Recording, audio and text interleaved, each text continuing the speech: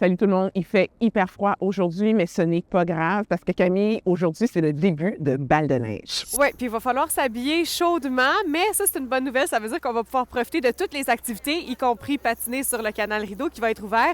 Là, je me trouve avec nos amis les Glamottes. Vous voyez, il y a des glissades derrière moi. Ça, c'est au domaine des flocons. On a aussi le retour du parc de la Confédération où il y a plein d'activités, des films, du DJ, du yoga froid même et évidemment les superbes sculptures de glace. Toute la programmation est disponible sur le site de Patrimoine canadien, y compris l'horaire pour les navettes. Si vous ne voulez pas vous casser la tête avec le stationnement, bien, c'est vraiment une belle option gratuite.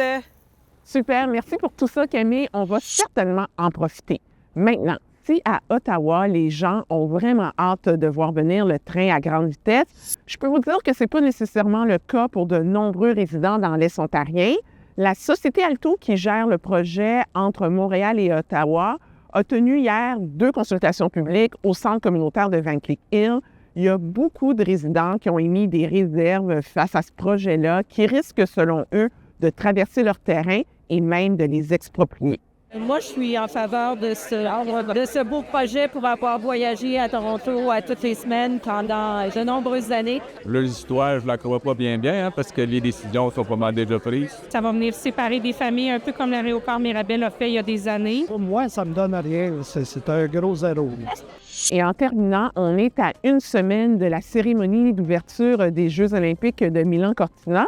Et preuve que ça s'en vient quand même assez vite, il y a déjà un contingent de 50 athlètes du Canada qui a quitté le pays hier pour s'envoler vers l'Italie. Au total, il y a 207 athlètes là, qui vont représenter le Canada aux Jeux.